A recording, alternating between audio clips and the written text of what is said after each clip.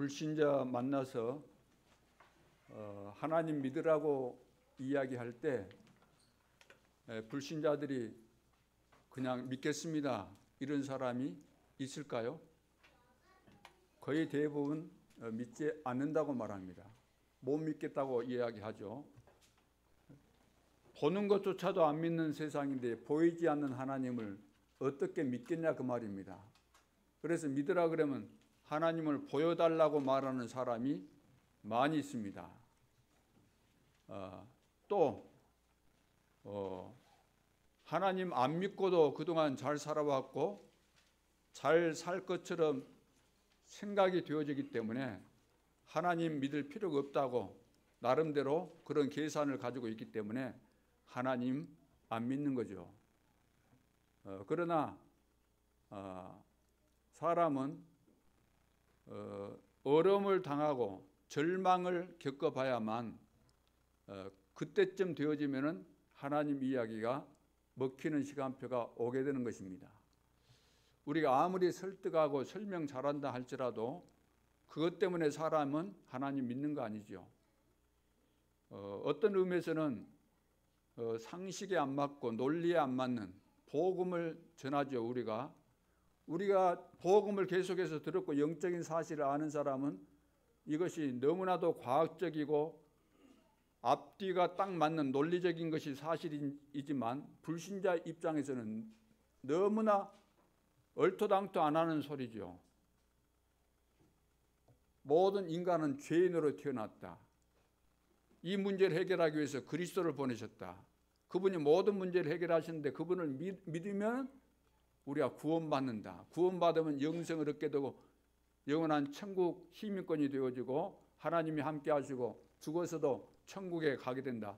이런 이야기를 하게 되면 우리야 믿으니까 당연한 것으로 받아들이겠지만 불신자 입장에서는 너무나도 앞뒤가 안 맞는 소리죠. 황당한 이야기를 하고 있구나.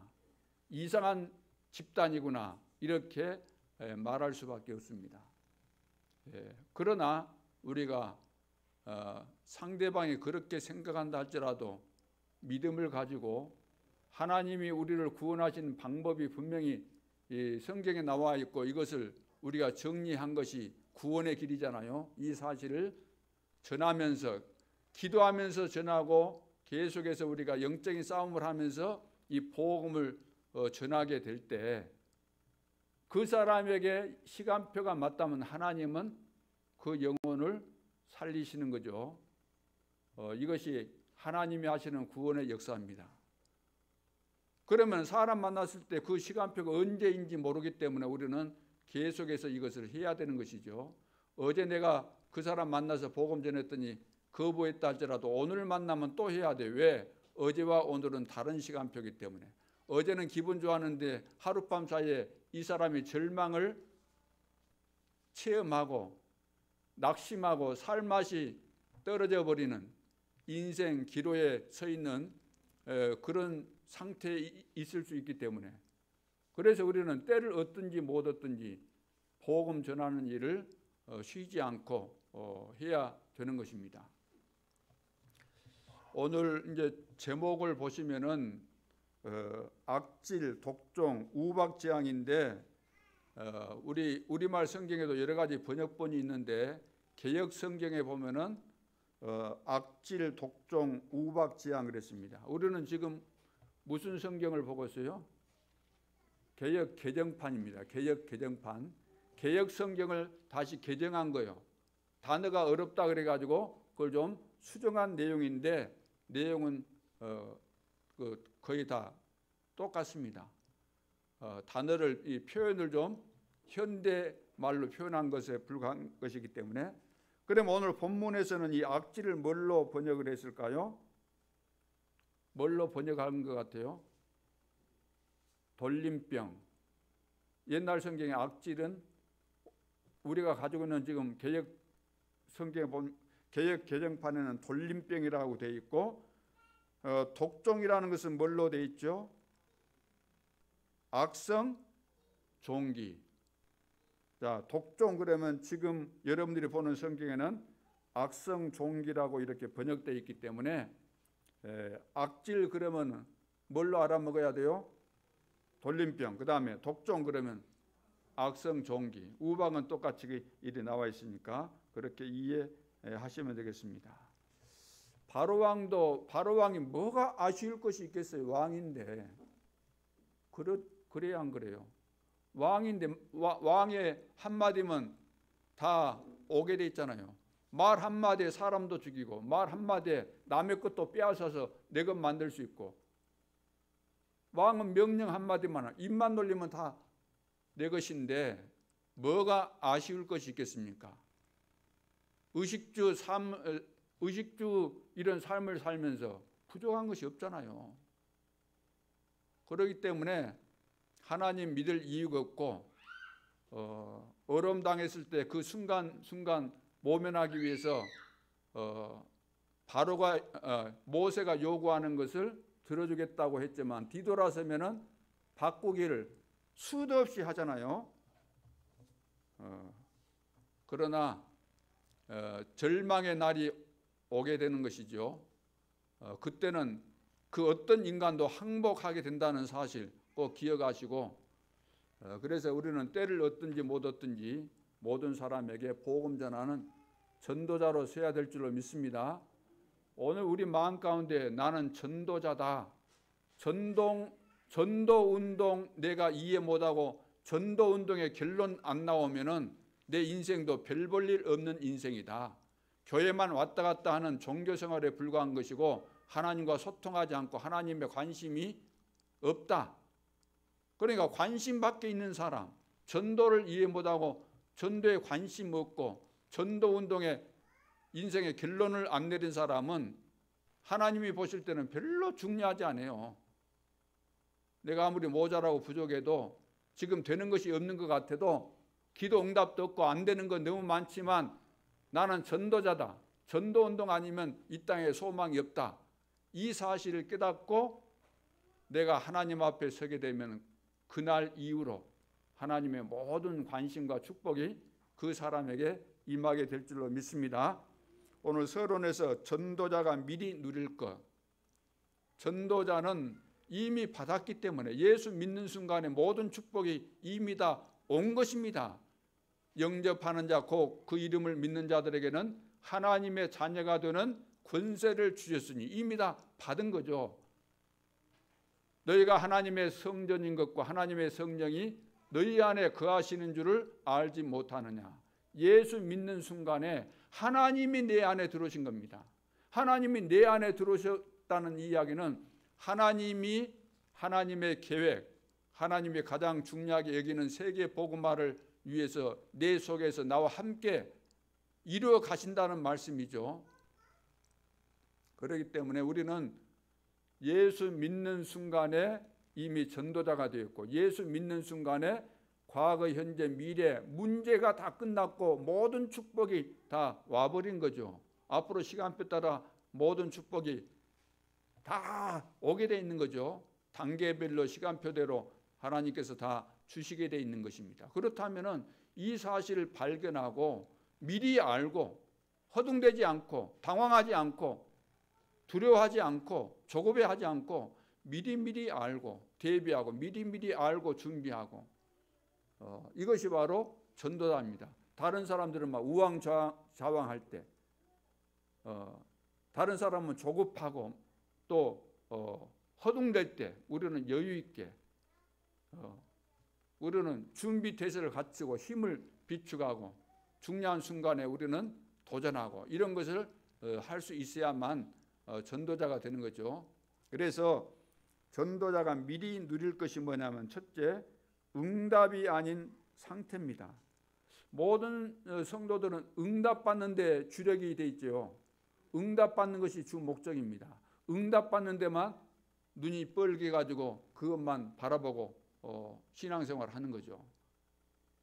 근데 그 응답이 뭘 의미하겠습니까? 어떤 응답을 말하죠? 결국은 자기 중심적인 응답, 육신적인 거, 내가 원하는 거, 하나님께서 원하시는 것이 아니고 내가 원하는 거, 그거 달라고 늘 응답 달라고 그러는 거죠.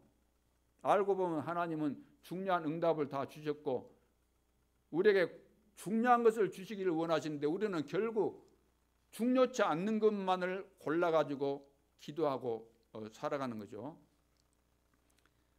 그래서 이런 응답이 중요한 것이 아니고 상태가 중요하다. 무슨 상태를 말하죠? 육신 상태도 중요하겠지만 영적인 상태가 중요하다는 겁니다. 구원받은 하나님의 자녀로서, 전도자로서 어떤 영적인 상태를 가지고 있어야 될까요? 바울이 복음 전하다가 빌립보 감옥에 갇혔는데 성도들이 이 사건을 바라보면서 크게 두 가지 해석이 나온 거예요. 두 가지 해석이.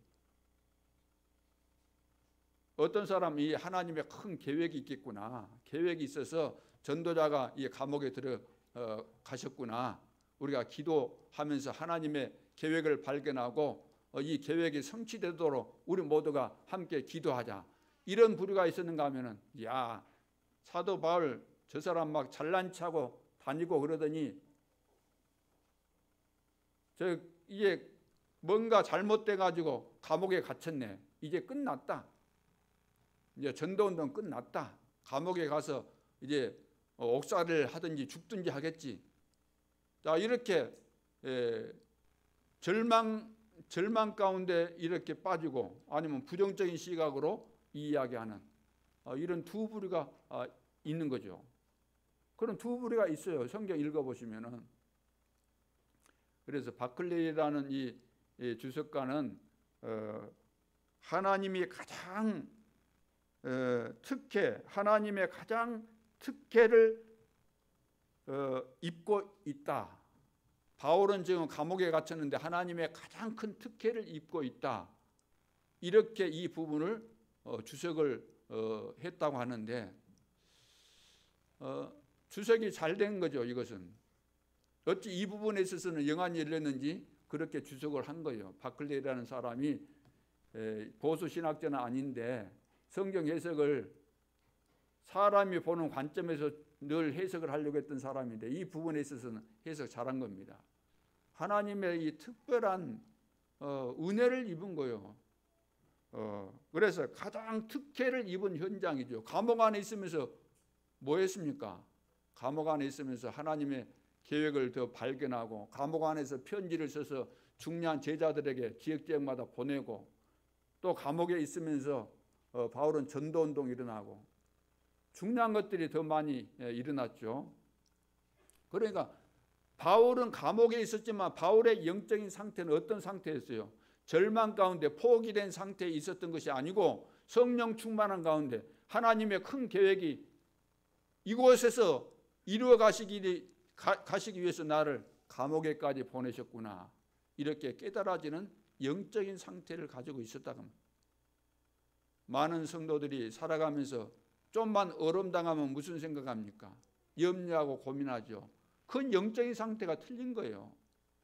문제 왔다, 어려움이 왔다, 어떤 사건이 터졌다. 그러면 하나님의 숨겨진 큰 축복의 계획이 있다고 내가 믿고 하나님 앞에 기도하면서 그것을 찾아내는 이런 자세가 돼야만 그 사람의 영적인 상태가 가장 좋은 상태입니다. 상태가 좋아야 되죠. 영적인 상태가. 그리고 바울이 이제 또 고난에 대해서도 말씀하잖아요. 우리가 막 고난 받으면 또 고난 받는 거 싫어하고 고난 받는 것 때문에 시험 들고 하나님 믿는데 왜 나에게 고난이 와? 나 하나님 안 믿어. 이런 소리도 많이 하잖아요. 그런데 바울이 뭐라고 이야기합니까? 거기 빌립보서 2장에 보면 그리스도께서 고난을 받으셨다.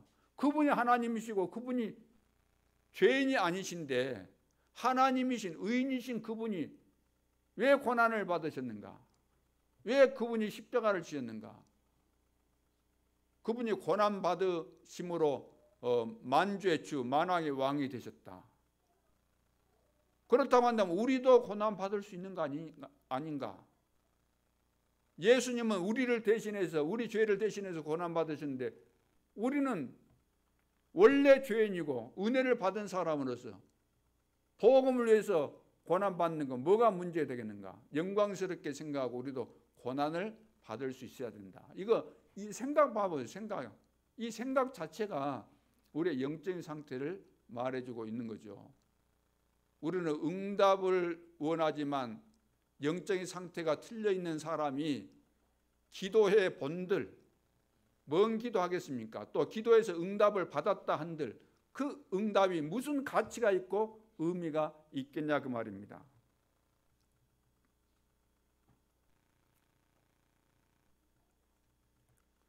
그리고 그 빌립보서 3장에 쭉 보면은 우리는 늘 눈에 보이는 것 달라고 그 하잖아요. 목표 설정도 그렇고 늘 계산하는 것이 나에게 뭔가 숫자적으로 많아지고 이런 것만 따지잖아요. 그런데 사도 바울은 나는 땅에 있는 거 아니고 위에서 부르신 부름의 상을 향해서 달려간다. 사람들 땅의 것 가지고 늘 싸우잖아요. 땅의 것, 배설물밖에 안 될 것 가지고 옥신각신하고 싸우지 않습니까? 나는 그동안 많은 일을 했지만 예를 들어서 뒤에 있는 거 이제 지나갔으니까 그건 나는 생각하지 않는다. 앞에 있는 표대를 향해서 나는 달려간다. 우리는 미래 지향적이보다는 과거에 연연해서 왜? 현실이 너무 어렵다 보니까 과거에 잘 된 것만 생각하면서 살아가는 사람들은 한숨 쉬면서 그 영적인 상태가 그건 틀린 거잖아요. 하나님께서 다 준비하신 응답을 바라보면서 우리는 표대를 향해서 가야 되는 거죠. 그리고 우리의 시민권은 이 땅에 있는 시민권 그 정도가 문제가 아니죠. 아무리 로마 시민권 그 당시 최고의 시민권이라 할지라도 또 지금 미국 시민권이라 할지라도 그것이 뭐 대단한 것이겠습니까? 그것과 비교가 안 되는 천국 시민권을 가졌다. 자, 이 정도의 영적인 이 상태가 돼야만 그 사람이 하나님을 믿는 사람이고 전도자인 것이지.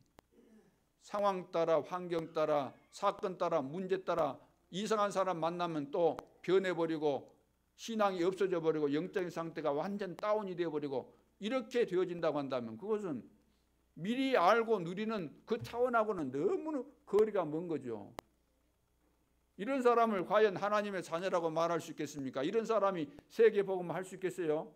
상황 따라 또 나에게 불이익이 오고 손해가 된다 그러면 또 낙심하고 불평하고 뒤돌아서고 하나님 욕하고 이런 영적인 상태를 가지고서는 우리가 세계복음화 할 수가 없는 것입니다. 두 번째는 상황이 아닌 누림입니다. 상황. 많은 사람들은 이 상황 앞에서 생각이 다 바뀌게 되잖아요. 그러나 전도자는 그런 차원이 되면 안 되고 누려져야 돼요. 빌립보서 4장 6절 7절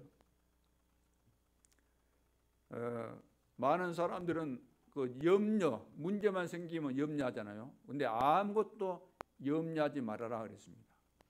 기도와 간구로 너희 구할 것을 감사함으로 아뢰라 그랬어요. 구할 것을 감사함으로 아뢰라. 왜? 지금 응답도 못 받았는데 감사하면서 아뢰라. 왜 그랬을까요? 하나님께서 다 시간표 따라 주실 것이기 때문에. 그렇기 때문에 우리는 이 사실을 믿는다고 한다면은 감사하면서 기도할 수 있는 거죠. 또 우리가 하나님 앞에 달라고 했을 때 우리는 물론 신중하게 달라고 했겠지만 어떤 부분에 있어서는 하나님이 달라고 한 대로 안 주시는 것이 응답이 되는 거예요. 더 나에게 유익이 될 때는. 그래서 하나님은 다른 것으로 응답하시기도 하고 더 좋은 것으로도 응답하시기도 하고 어떤 것은 안 주시면서 응답하시기도 하는 거죠. 그래서 우리는 어떤 어려운 상황 속에 있어도 그 상황에 걸려서 염려한다거나 불신앙하는 것이 아니고 오히려 나에게 약속된 언약을 붙잡고 이 축복을 누리는 이것이 중요한 거죠. 그래서 내게 능력 주시는 자 안에서 내가 모든 것을 할 수 있다.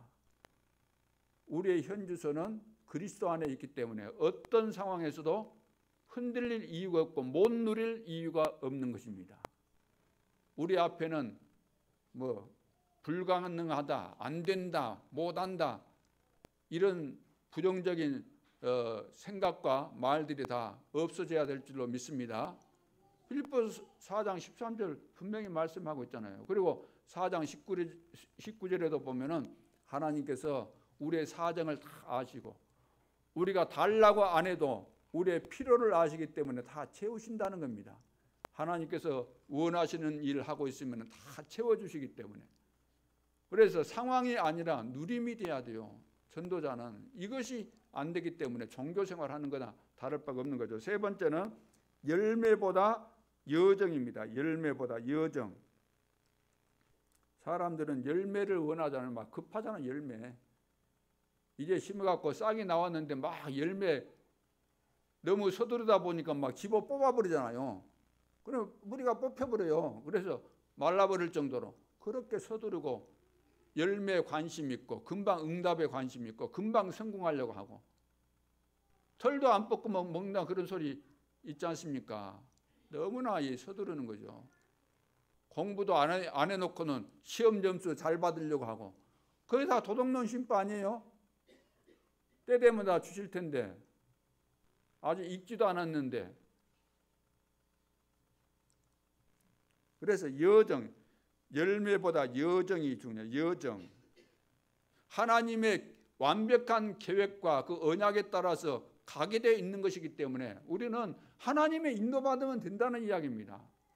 그래서 사도니 13장 1절로 3절에 보면은 바울과 그 팀이 뭘 했습니까? 선교사로 파송받기 전에 뭘 했습니까?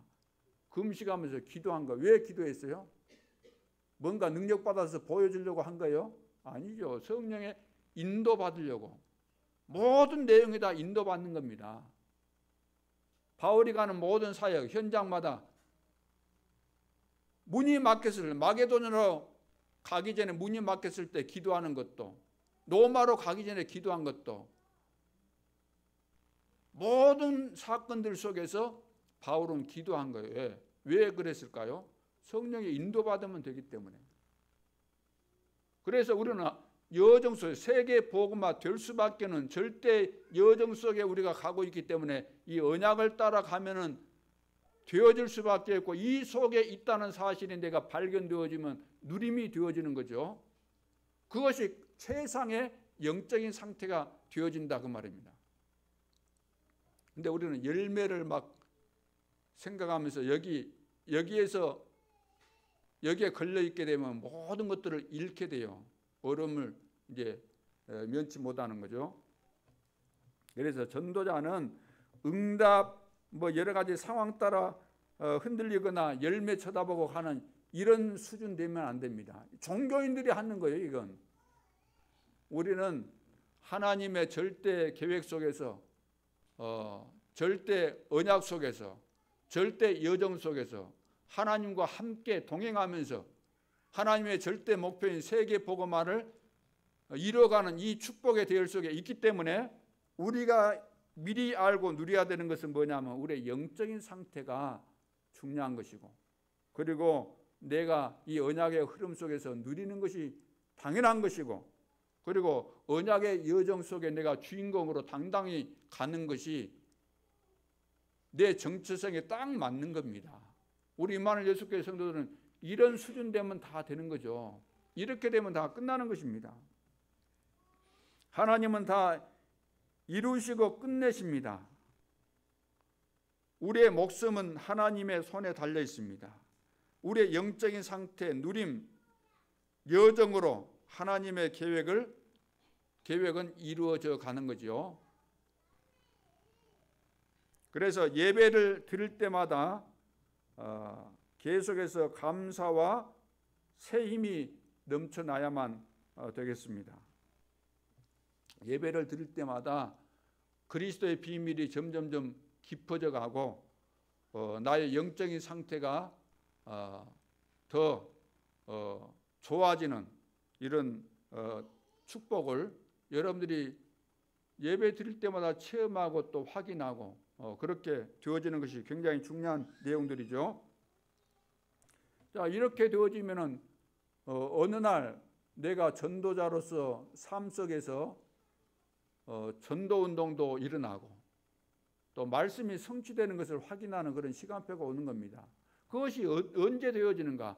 예배를 내가 제대로 드릴 때, 예배를 통해서 하나님께서 우리에게 은혜를 주시고, 예배를 통해서 하나님께서 우리에게 미션을 주시고, 예배를 통해서 내가 갱신해야 될 부분을 말씀해 주시고, 예배를 통해서 지금 내가 깨달을 것, 실천할 것, 도전할 것, 이 모든 것을 다 주시기 때문에 예배에 제대로 집중하게 되면은 우리는 모든 응답이 여기에서부터 계속해서 오게 되어지는 거죠. 그래서 예배 때 받는 말씀이 교훈 정도가 아니고 성취될 하나님의 언약임을 우리가 삶 가운데서 체험해야 될 줄로 믿습니다. 그래서 하나님은 살아계시고, 오늘 목사님이 설교하셨지만 목사님은 그냥 말씀 전달자고 하나님이 실제로 나에게 말씀을 주시구나, 이것이 체험되고 깨달아져야 돼요. 자, 기본적으로 이것이 되어진 사람은 강단에 서 있는 목회자의 외형이나 목회자의 수준이나 이런 거 평가할 이유가 없잖아요. 왜? 누구를 세웠다 할지라도 하나님은 나에게 필요한 말씀을 주시기 때문에. 그래서 우리 목사님이 하나님의 뜻을 가장 바르게 전달할 수 있도록 우리가 해야 될 일은 기도밖에 없구나, 목사님이 일을 잘할 수 있도록 우리는 기도로 도와야 되겠구나, 이렇게 답이 나온다 그 말이에요. 그거 하나님이 주시는 기도 제목 아니겠습니까? 그래서 오늘 이제 본문에도 보면 10가지 재앙은 이제 애굽 사람이 섬기는 신입니다. 신. 그 애굽 나라는 하나님 안 섬기고 우상 숭배하는데 그 10가지 재앙이 다 그들이 섬기던 신이다 그 말이에요. 신. 신인데 이제 하나님께서 모세를 보내가지고 너희들이 섬기는 이 신은 아무짝에도 쓸모없는 신이야, 이런 것을 지금 가르쳐주고 있는 겁니다. 오직 예수 그리스도의 보혈의 공로만이 우리로 하여금 사단의 속박으로부터 이제 해방시킨다는 사실을 우리에게 말씀하고 있기 때문에, 오늘 또 말씀을 보면서 우리가 깨달을 것이 있다고 한다면 오직 그리스도밖에 없구나, 그 세상의 그 어떤 방법으로도 우리 인생 문제는 해답이 아니구나, 이런 깨달음이 와야 될 줄로 믿습니다. 그래서 교회 여러 가지 프로그램이 중요하지만 교회는 그리스도만 말해야 되는 겁니다. 어떤 의미에서는 교회에 다른 프로그램이 특별히 있을 이유가 없잖아요. 그리스도 안에서 내가 응답받고 은혜를 받고 말씀이 성취되고, 자, 이런 증거가 나타나면 이건 말하기도 다 바빠요. 이건 말할 때 더 은혜가 되고 이럴 때 치유되고 내 인생의 미래가 보여지고 한 주간 동안 내가 해야 될 일들이 다 보여지는데 무슨 다른 프로그램이 필요하겠어요. 근데 이 생명의 맛을 못 본 사람은 다른 것을 해야만, 억지로라도 다른 것을 해야만 가짜지만 뭔가 한 것 같고 그러기 때문에 프로그램을 계속해서 만들어가는 거죠. 프로그램 필요 없는 겁니다. 그렇지 않습니까? 우리가 생명을 가졌으면 생명운동이 일어나는 것이고, 정상적인 남자 여자가 결혼했으면 어떻게 해요? 학원 안 다녀도 아기를 낳아야만 그건 정상 아니겠어요? 성인이 돼가지고 남자 여자가 결혼했는데 아기를 못 낳는다. 물론 그 속에는 하나님의 숨겨진 계획도 있습니다만은 보편적으로 정상이면은 학원 안 다녀도 다 낳게 돼 있는 거죠. 우리 하나님 만났다 그러면은 그 생명 있는 사람은 삶 속에서 사람 만났을 때 복음을 전해서 전도 운동 일어나는 것이 정상이라는 것만을 여러분들 꼭 기억하시기 바랍니다. 그러면은 여러분들 생각이 달라지게 되겠죠. 하나님 앞에 질문도 하게 될 것이고, 그러면서 나를 잃어버렸던 놓쳐버렸던 축복을 다시 회복하게 되는 계기가 될 수 있기 때문에. 자, 그리고 하나님 섬기는 일에 실패하면은 결국 사는 것 자체가 우상이 될 수밖에 없습니다. 우상은 우리에게 잠깐 동안 유익을 주는 것 같지만 결국에는 유익이 아니라 우리 인간을 완전히 망하게 하는 겁니다. 이게 사단의 최고 전략이기 때문에. 그래서 이 세상은 우상천지입니다. 문화가 무슨 문화인가? 우상 문화입니다. 우상도 종류가 여러 가지죠. 우리는 우상 그러면은 형상 만들어 놓고 거기에 절하는 것만 우상으로 생각하지만 그렇지 않습니다. 하나님보다 더 사랑하는 것. 쉽게 말해서 완전히 사람들이 재밌다고 빠져든 이 모든 것들이 다 우상입니다. 다 우상 전략이에요. 우상. 그래서 적당히 해야 돼요. 적당히. 취미생활도 완전히 빠져가지고 그러면 안 되죠. 적당히. 예를 들어 건강을 위해서 우리가 하는 거 아닙니까? 그래야지. 거기 푹 빠져가지고 헤어나지 못하고 광적으로 되면 안 되죠. 광. 미쳐버리면 안 된다는 거예요. 사단의 전략은 이 문화라는 탈을 가지고 모든 사람이 거기에 푹 빠져가지고 못 나오도록. 그래요. 조기 축구 하는데 너무 빠져가지고 교회도 못 나오잖아요. 예를 들어서. 너무 빠져가지고. 테니스 친다고 또 예배도 못 드리고. 다 취미에 걸려가지고. 결국은 사단이 우리 인간을 멸망시키는 방법이 그런 재밌는 거 만들어가지고 또 하필이면 주일날 또 어디 뭐 놀러 다닌다 뭐 한다 다 만들어가지고 결혼식도 주일날 하고 뭐 하는 거. 중요한 행사들을 다 하게 해가지고 예배 시간에 거기 참석 못하도록 계속해서 이렇게 문화를 가지고 방해를 놓고 사람들을 현혹시켜가지고 다 망하도록 끌고 가는 전략이 바로 사단의 전략입니다. 그래서 그리스도 외에 우리에게 궁극적 해답과 축복이 되어지는 것은 없습니다. 이 세상에. 그 어떤 것도 그리스도를 대신할 만한 거 없고 우리 인생에게 가장 필요한 것은 없습니다. 이 세상에 많은 것들이 우리 앞에 있죠. 여러 가지 뭐 문화도 있고 뭐 여러 가지 있겠지만 그것이 필요 없다는 말은 아닙니다. 필요하지만 그렇게 우리가 생을 걸고 거기에 매달릴 이유가 없는 것들이죠. 그래서 이 비밀이 깨달아졌을 때 우리는 오직 그리스도가 이해가 되어지는 거죠. 자, 지금까지의 재앙들이 이제 사람과 짐승에게 일시적인 고통을 준 것이었다고 한다면 오늘 이제 본문에부터 보면은 이제 악질, 돌림병이죠. 돌림병, 이 재앙부터는 그들의 생명과 직결되는 치명적인 그런 재앙입니다. 자, 이슬비에 옷 젖는다는 그런 말도 있지 않습니까? 자, 사단을 완전히 꺾지 않으면은 사단은 점점 더 우리 인간을 심각하게 무너뜨립니다. 하나를 허용하면 또 둘을 허용해야 되는 거죠. 코끼리 코를 집어 넣어줬더니 코가 들어오고 머리가 들어오고 앞발이 들어오고 뒷발이 들어와서 다 몰아낸 것처럼 사단의 전략은 그렇습니다. 한 가지 허용하면 그 다음에 그래 이거 사단의 전략이기 때문에 여기에 속지 않도록 해야 되겠죠. 그래서 사단을 꺾을 수 있는 방법이 인간에게는 없기 때문에 하나님의 방법만 필요합니다.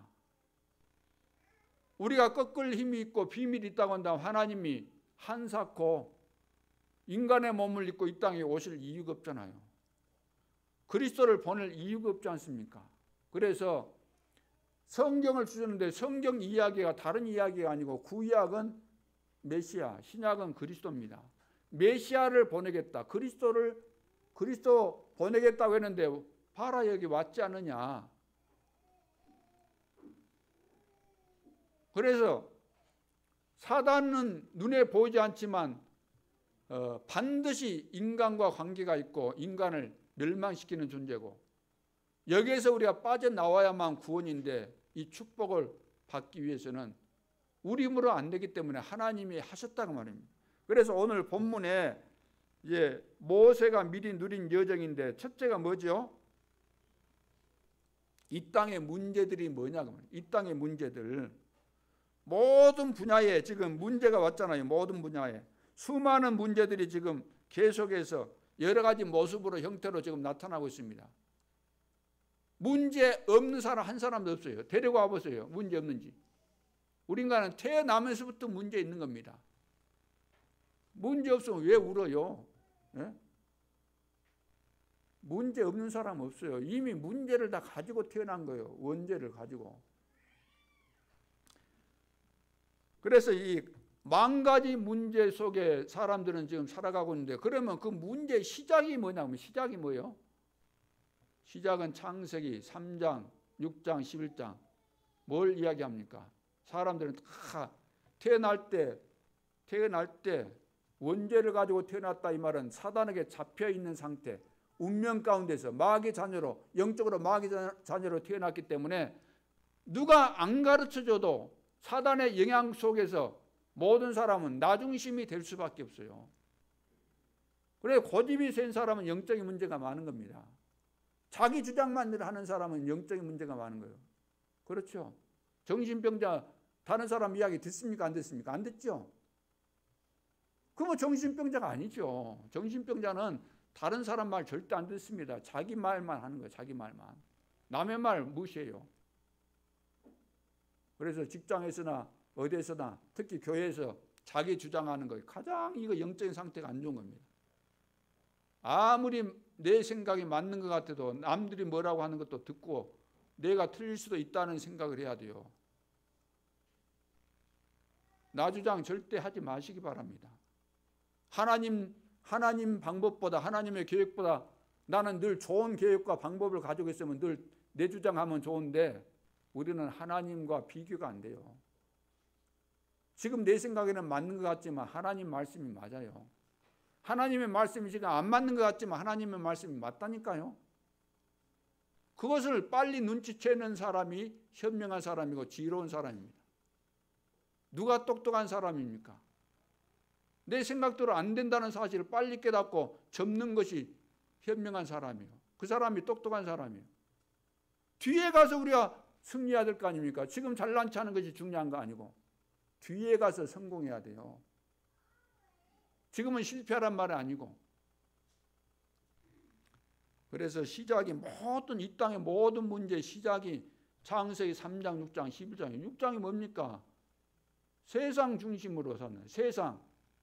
왜 세상 중심이죠? 사단이 세상 주관하는 자 아닙니까? 그래서 그렇게 만들어 놨어요. 내가 세상에 살려면, 세상 사람들과 같이 살려면 세상 이 사람들이 성공하는 거 봐라. 이렇게 해서 성공했다. 이 사람 이리 성공했다. 책도 나오고 다 나오고 연속극도 나오고 다 드라마도 다 나오잖아요. 이렇게. 너도 이렇게 살아야 돼. 학교 가면 그렇게 배우잖아요. 그게 세상 기준이에요. 그게. 세상 중심, 육신 중심으로.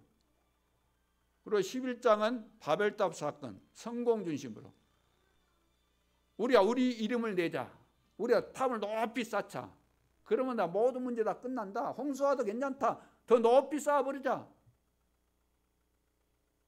성공하면 된다는 것이 이 세상 사람들이 가지고 있는 사상입니다. 이거 사단이 심어놓은 거예요. 성공해서 뭐 하게요? 그렇게 성공해서. 그래서 모든 문제의 시작은 창세기 3장, 6장, 11장 나 중심, 세상 중심, 성공 중심이다. 그럼 뿌리가 뭐죠?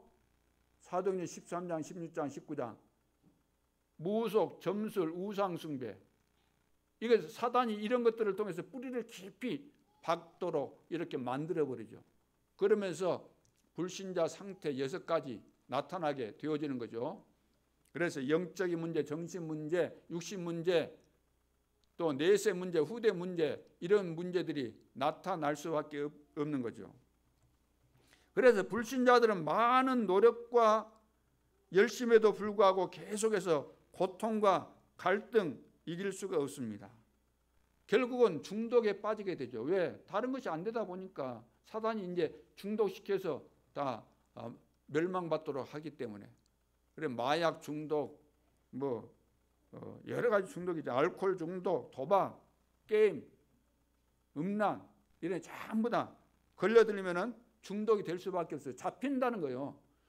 예를 들어 마약을 했을 때 마약 그 약 거기 성분에도 성분도 성분이지만 그 사건과 그것을 느끼게 하는 이것을 배후에서 사단이 완전히 사로잡기 때문에 약 효과도 효과지만 배후에서 사단이 그렇게 만들어버리는 거예요. 한번 하게 되면은.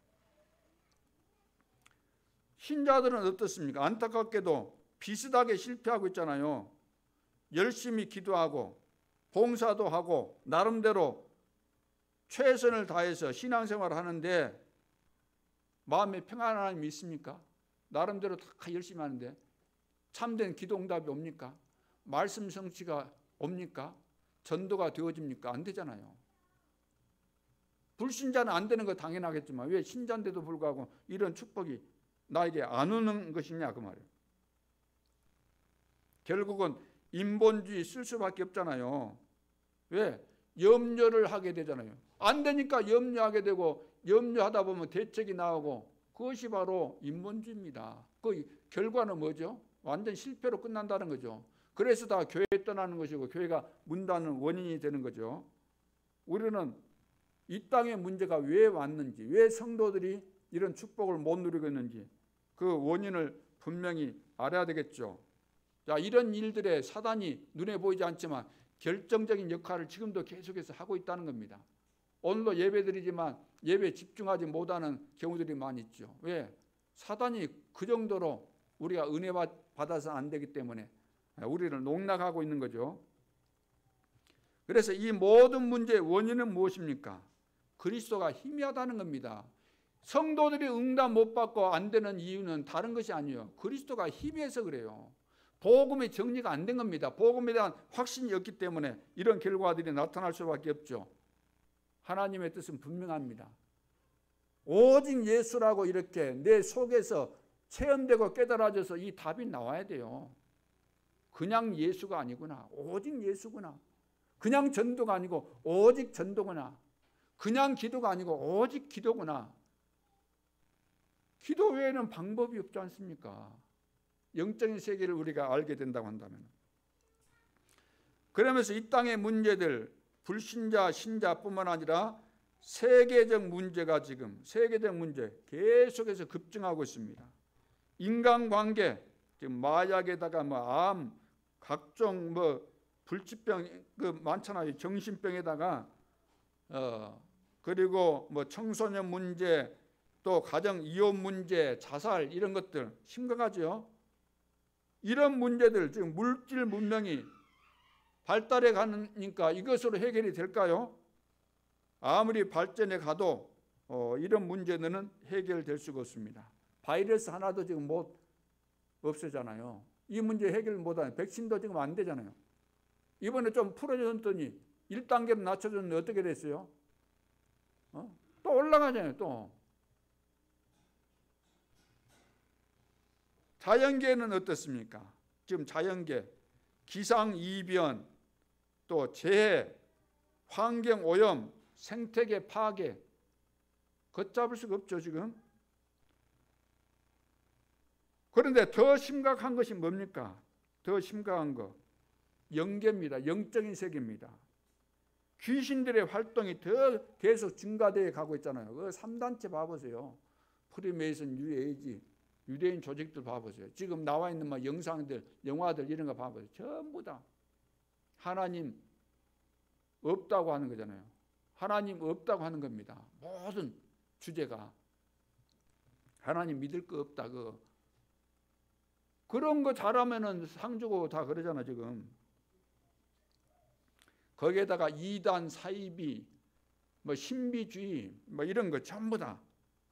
그래서 성도들도 사단에게 당해버리면 능력만 추구하는 거잖아요. 성령 충만 받아서 능력 받겠다는 겁니다. 능력 받아서 뭐 하려고? 병도 고치고 뭔가 보여주겠다는 거죠. 그런데다가 기운동, 무속, 우상, 점술 이런 것들이 온 땅에 지금 충만해 있습니다. 그리고 교회는 어떻습니까? 교회는 무응답, 방황, 갈등. 그러니까 현장에서 실패할 수밖에 없죠. 그 결과 교인들은 교회 나올 이유가 없습니다. 왜? 되는 것이 없는데 왜 교회 나옵니까? 되는 것이 없고 헌금할 것도 없는데 어떻게 교회 나옵니까? 헌금도 하고 해야 될 텐데 눈치 보이고 창피하고 교회 안 나오는 거예요. 이 복음의 비밀을 깨닫지 못하는 사람은 한두 번이지 어떻게 나오겠습니까? 나라도 안 나올 것 같아요. 생각해 보세요. 그래서 한국 교회뿐만 아니라 세계 교회 앞으로 더 심각한 문제들이 올 수밖에 없습니다. 문 닫는 건 너무나도 당연한 거죠. 영적인 메시지가 있는 것이 아니고 육신 메시지만 하니까 당연한 거 아닙니까? 복음이 너무나 오해되어져 가지고 이제 그럴싸한 종교로 완전히 변질되어 버린 거죠, 기독교가. 그러니까 양사방에서 욕해도 이제 할 말이 없어요. 그러다 보니까 지금 실제로 문제가 해결되지 않고 기도에도 평안이 없고 결국 문제는 더 늘어가고 의문과 갈등은 더 이제 쌓여만 갈 수밖에 없는 것이 오늘 교회 안의 현실입니다. 그래서 지금 교회는 방황하고 있고 교회를 그만두는 사람들이 계속해서 늘어만 가고 있습니다. 이런 때 하나님께서 왜 우리를 부르셨을까요? 이런 가짜에 속지 말고 엉터리 같은 그런 내가 신앙생활을 한다고 한다면 오늘 완전히 바꾸고 갱신하고 하나님 살아계신 것이 맞다면 그분을 만나고 그분이 약속하신 축복을 정말로 내가 믿고 따라간다고 한다면 실제로 지금도 역사하시는 그분과 함께 멋있게 세계 복음화에 쓰임받는 주역이 될 수 있기 때문에 이런 인생으로 살고 이런 작품을 남기고 이런 증거를 후대에게 남기면서 살겠다라는 이런 결단을 내리고 하나님 앞에 서야 될 줄을 믿습니다. 지금 이런 증거들이 일어나고 있기 때문에 없는 것이라고 한다면 우리가 안 믿어야 되겠죠. 하나님이 약속하신 것이 아니라고 한다면. 그러나 하나님이 약속하셨고 지금도 이런 증거들이 일어나고 있기 때문에 우리도 믿음 가지고 도전하면 얼마든지 이런 응답을 누릴 수 있는 주역들이 될 수 있는 것입니다. 그러면 두 번째 예배 회복입니다. 우리가 예배에 성공할 때 예배에 성공하게 되면 궁금증이 다 풀립니다.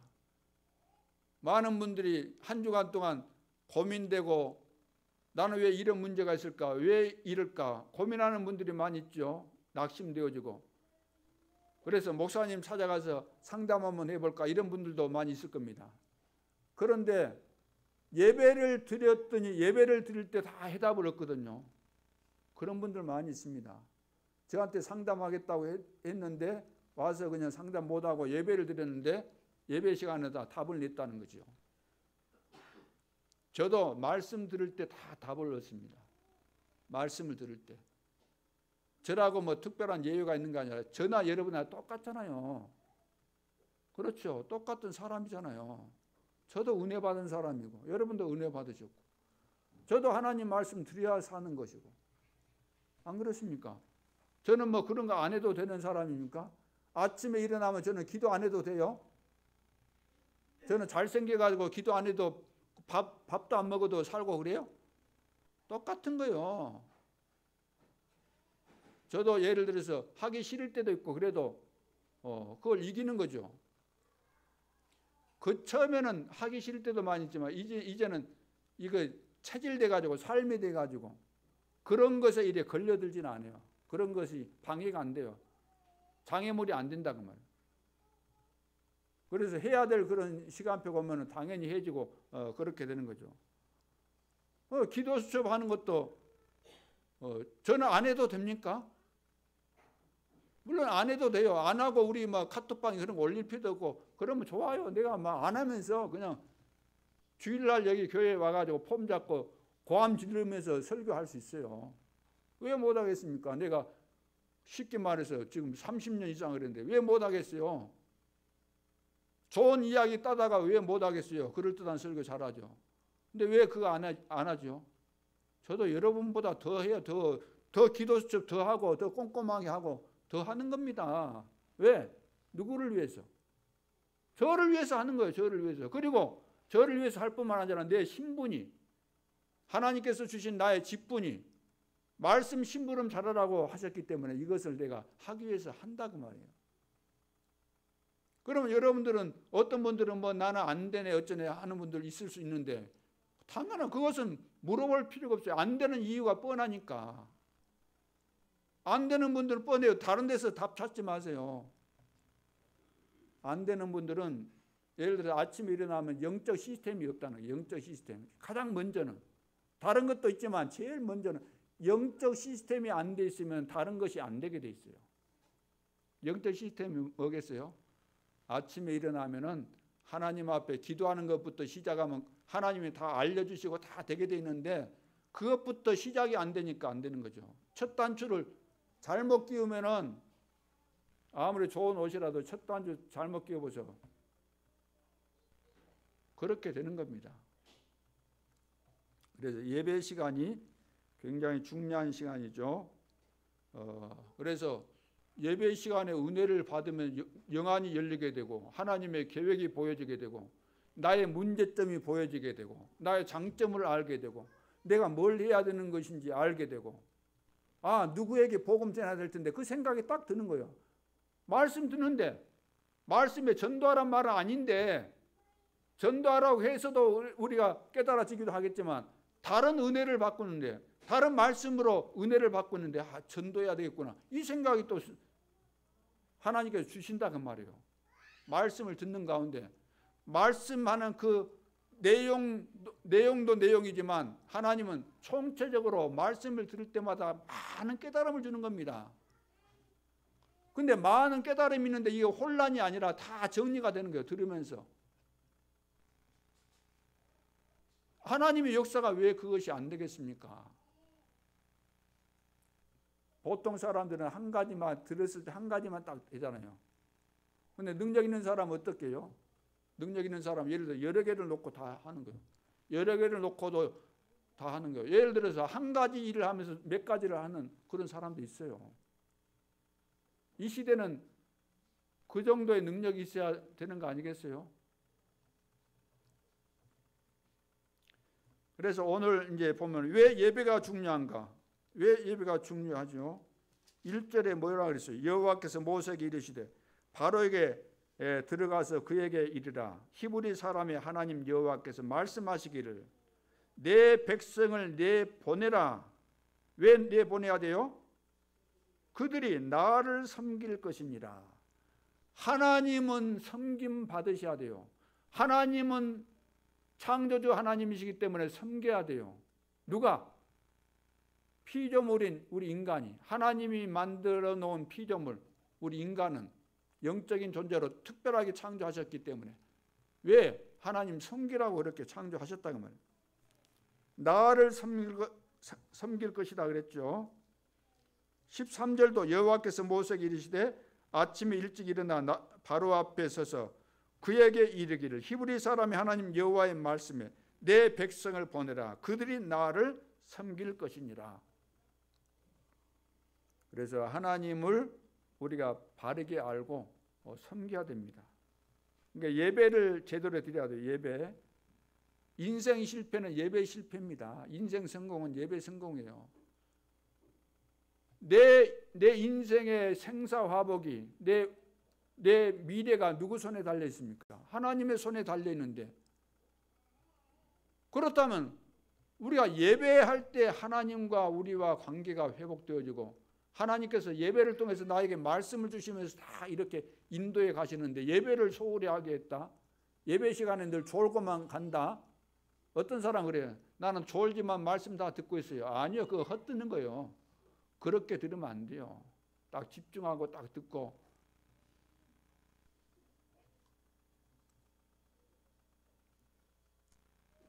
그리고 내 백성을 내보내라 그랬잖아요. 내 백성을 내보내라.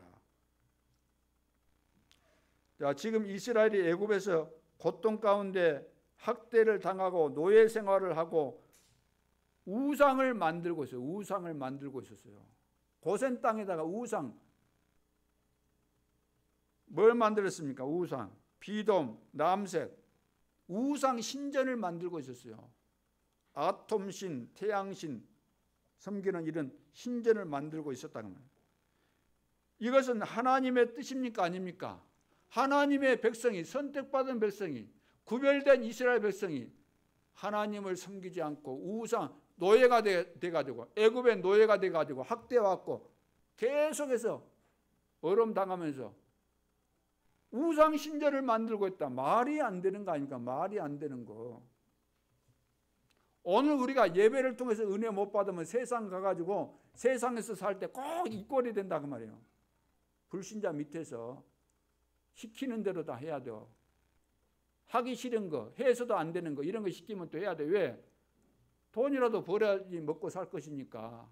입에 풀칠이라도 해야 될 것이니까 나쁜 일 시키면 또 해야 돼. 자칫 잘못하면 살인 청부업자도 해야 돼요. 왜? 먹고 살아야 되니까. 그런 꼴이 되면 되겠습니까? 은혜를 못 받으면. 왜 우리가 예배를 회복해야 됩니까? 예배가 모든 겁니다. 하나님이 모든 것이잖아요. 하나님이 우리를 축복하시는 길이 예배이기 때문에.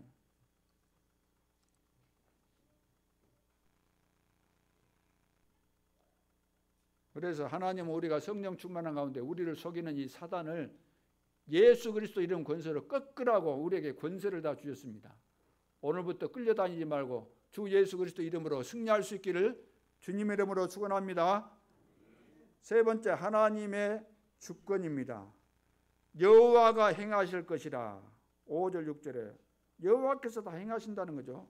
인간이 할 수 없기 때문에 하나님만이 천지 만물의 주인이시기 때문에 생사화복의 주관자가 되시기 때문에 여호와가 행하신다는 말이에요. 여호와가. 그리고 세상이 여호와께 속해 있다 그랬잖아요. 세상이 다 하나님의 손아귀에 있는 겁니다. 천지 만물, 역사가, 사람의 모든 이것이. 그래서 사람이 지금 추구하고 있는 것이 인간을 해롭게 하는 우상이라는 것을 알아야 되죠. 자, 3절에 보면은 그 악질, 이 재앙, 돌림병은 생축들에게 지금 더할 것이라고 했죠. 생축은 애굽의 경배 대상들입니다. 거기. 그리고 8절로 12절에도 보면은 이제 독종 재앙, 악성 종기, 이 재앙을 지금 소개하고 있는데, 먼지가 많은 애굽에서는 피부병이 많이 발생을 하는데, 이 피부병을 고치기 위해서 예를 들어서 풀무 있잖아요. 풀무를 해가지고 그 재를 갖다가 이 뿌리면은 그것이 이제 치료된다고 해가지고 그거 한다는 거예요. 그러니까 재를 가지고 치료한다는 거예요. 재를 가지고. 다른 말로 한다면 예를 들어서 우상 숭배할 때 그 사람들이 제물로 드릴 때 태우잖아요. 태워가지고 나온 그 재를 뿌리면은 이제 뭐 악성 종기 같은 거, 먼지로 인해서 생겼던 것이 이제 치료된다는 것인데, 오히려 이 재를 갖다가 뿌리라 그래가지고 뿌리니까 어떻게 되죠? 전부 다 악성 종기가 되어버리잖아요. 자기들이 치료제라고 했던 그것을 갖다 뿌려버렸더니 오히려 종기가 되어버렸으니까 자기들이 섬기는 신이 뭐가 돼요? 쉽게 말해 똥이 되어버린 거죠. 완전 자기들이 섬기던 신이 죽사발 되어버린 거예요. 지금 우리에게 이익이 될 줄 알았더니 오히려 우리에게 해를 주고 우리를 망하게 하는 그런 것이구나, 이렇게 이제 깨달아지게 된 겁니다. 깨달아지게 되니까 어떤 현상들이 일어나죠? 어떤 현상들이 일어납니까? 그동안은 하나님 안 믿었던 백성들이고 하나님 믿는 백성이 하나도 없었어요, 애굽에. 그런데 20절에 보세요. 바로의 신하 중에 여호와의 말씀을 두려워하는 자들은 그 종들과 가축을 집으로 피하여 들였으나 여호와의 말씀을 마음에 두지 아니하는 사람은 그의 종들과 가축을 들에 그대로 두었더라. 가축을 집에다가 왜 갖다가 가둬놨어요? 우박이 내리면 다 죽는다고 했기 때문에 보호하기 위해서. 말씀 듣고 두려워서 이렇게 한 사람들은 가축을 보호했지만, 에이, 그 말 다 쓸데없는 말이야. 저거 괜찮아. 뭔 우박이 떨어져가지고 대낮에 우박 떨어져가지고 그거 죽어. 안 믿은 사람들은 다 피해본 거예요. 다 죽고 그리 된 겁니다. 그러니까 하나님께서 지금 이스라엘 나라와 애굽을 다 구별하셨다고 말씀하고 있잖아요. 13절에 쭉 보면은. 그렇죠. 우박재앙 내릴 때 다 구별하셨다. 하나님은 우리를 구별하신 겁니다. 왜? 우리를 축복하시기 위해서. 구별된 우리가 하나님께서 축복하시기 위해서 구별된 우리가 이 축복을 놓치면 안 되는 거죠. 그래서 네 번째 증거가 뭡니까? 아무리 환경이 어렵고 세상에 난리가 일어나도 하나님의 자녀는 괜찮다는 것입니다. 하나님의 모든 관심이 그의 택한 자녀들에게 있기 때문에. 그래서 이스라엘의 생축과 애굽의 생축을 뭐 했다 그랬어요? 구별했다 그랬고 4절에 이스라엘 백성의 생축은 하나도 죽지 아니했다 그랬고 6절 7절 이스라엘 자손의 고센 땅에는 우박이 있었어요 없었어요? 26절 없었다 그랬잖아요. 분명히 하나님의 관심은 하나님의 백성들에게 있는 겁니다. 그래서 우리가 하나님은 나를 사랑하지 않아 이런 쓸데없는 생각을 하는 분들이 계세요. 왜 사랑을 안 합니까? 나는 늙었으니까 안 된가 보거나 나는 병들었으니까 안 돼. 왜 그런 생각을 해요? 그건 마귀가 주는 생각이에요. 하나님은 우리가 오히려 병들고 연약한 자를 하나님은 더 불쌍히 여기신다 그랬어요. 더 관심 가지시고. 오늘부터 생각 바꿔야 됩니다. 하나님은 우리를 구별을 해서 딱 우리를 완벽하게 축복하시고 우리에게 관심을 가지고 있기 때문에 이번 한 주간 동안도 하나님 바라보고 내가 하나님 사랑합니다. 정말로 하나님 사랑할 때 하나님이 얼마나 기뻐하시겠어요. 나를 알고 너가 나를 사랑한다니 하나님이 얼마나 감동되시겠어요. 하나님 우리를 지금도 축복하십니다. 그래서 다섯 번째 부르심의 이유가 16절에 나오죠. 16절 한번 봅니다. 16절 내가 너를 세웠음은 나의 능력을 내게 보이고 하나님의 능력을 우리에게 보이고 내 이름이 온 천하에 전파되게 하려 하였음이니라. 내 이름이 온 천하에 전파되게 하려고. 그러니까 구원의 능력을 누리고 복음 전파죠.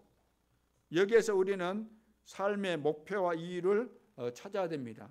하나님께서 나를 부르신 목적이 하나님이 주신 축복을 누리고 하나님의 이름을 만방에 증거하는 전도운동 하라는 거죠. 전도운동 때문에 우리를 부르셨다는 거죠. 그래서 우리의 모든 삶이 문제들 가운데 하나님의 무한하신 능력을 체험하고 누려야 됩니다. 그래서 하나님 떠난 인생이 완전 우상에 빠져 있고 그들이 추구하는 것들이 애굽의 신들과 같이 해로운 것이라는 사실을 우리가 깨우쳐 줘야 됩니다. 우리 주변에 우상 숭배하는 사람들 있죠. 요즘은 자료들 많이 찾아보면 있으니까 우상 숭배하고 망하는 것에 대해서 찾아서 주기도 하고. 그래서 우상 숭배하면 절대로 안 된다. 우리 인간은 하나님 만나야 된다. 그래서 하나님 만나는 길 이야기해주고. 길이 뭡니까? 예수 그리스도죠. 왜 예수가 그리스도냐? 사람들은 예수만 알고 있다. 예수가 그리스도인데 그리스도를 모른다. 그럼 그리스도가 무슨 뜻인지 아냐? 이거 질문해갖고 모른다 그러면 또 이야기해주고. 전도하는 방법은 너무나 많이 있어요. 어떻게 전도합니까? 그거 아니라 말만 좀 여러분 생각만 해도 금방 답이 나오지 않습니까? 그래서 모든 사람들이 복음을 지금 못 들었어요. 여수 시민들 복음 못 들었어요. 우리를 기다리고 있는 겁니다. 우리가 준비만 돼 있으면 하나님은 다 붙이십니다. 그런 축복의 한 주간 될 줄로 믿습니다. 그렇다면 오늘 결론으로 전도자의 남길 것, 우리 전도자가 남길 것은 후대를 회복해야 됩니다. 후대를 남겨야 돼요. 후대를 남겨야 되는데, 그래서 우리 후대들에게 첫째는 하나님의 시간표를 가르쳐 줘야 돼요. 하나님의 시간표는 반드시 온다는 거, 반드시 온다.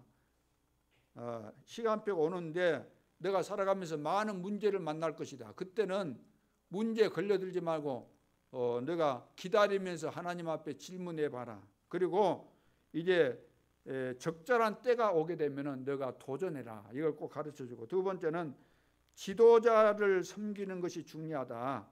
내가 어릴 때부터 이 지도자를 알고 섬기는 것 중요하다. 학교에 지도자가 있고 선생님들 있잖아요. 또 교회에 오면 지도자가 있잖아요. 목사님, 전도사님, 장로님들. 이분들을 너가 잘 섬겨야 되고, 집에서는 부모님 잘 섬겨야 된다. 그래서 이분들이 너를 기억해야 된다. 기억. 야, 이놈은 앞으로 쓸만한 일꾼 되겠구나. 중요한 사람 되겠구나. 이렇게 기억이 될 정도로 너가 어른들 앞에서 그런 행실을 바르게 해라. 이런 거 가르쳐줘야 되고, 마지막 세 번째는 어떤 일을 만나도 안 돼도 핑계대지 말고 못 해도 핑계대지 말고 이제 우리는 이제 렘넌트를 키우는 이 시스템을 만들어야 됩니다. 렘넌트를 제대로 키우려면 시스템이 돼야 되잖아요. 조직이 되어져야 되는 것이니까. 자, 이렇게 우리가 미래를 내다보면서 우리 후대들을 키우는 일도 기도하면서 우리 모두가 원리스 되어지고 그래서 제대로 해 나가게 된다고 한다면 하나님은 우리에게 모든 응답의 문을 새롭게 열어주실 줄 믿습니다. 이번 한 주간도 내 마음속에서 또 우리 가정, 가문의 저주, 우리 교회 안에 모든 불신앙의 세력, 여수 전지에게 흑암의 세력이 다 무너지고 가는 곳곳마다 하나님 나라가 임하는 기적의 역사들이 일어날 수 있기를 주님의 이름으로 축원합니다. 하나님 은혜를 감사합니다. 오늘도 성령으로 우리와 함께 하심을 감사합니다.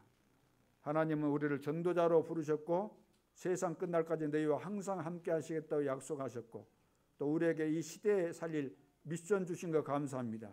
우리는 이 사실들을 바르게 깨닫고 미리 보고 누리면서 승리하는 전도자의 삶을 살아갈 수 있도록 축복하여 주옵소서. 모세가 누렸던 이 언약의 여정, 다윗이 누렸던 이 언약의 여정, 렘넌트 7명이 누렸던 이 언약의 여정을 저희들이 걸어갈 수 있도록 우리에게 주어진 축복을 다시 회복하고 놓친 것을 회복하고 잘못된 것을 수정하고 그래서 최고의 축복을 바라보면서 날마다 주님과 함께 동행하고 집중하여 도전할 수 있도록 역사해 주옵소서. 지금도 살아계신 주 예수 그리스도 이름으로 기도하옵나이다. 아멘.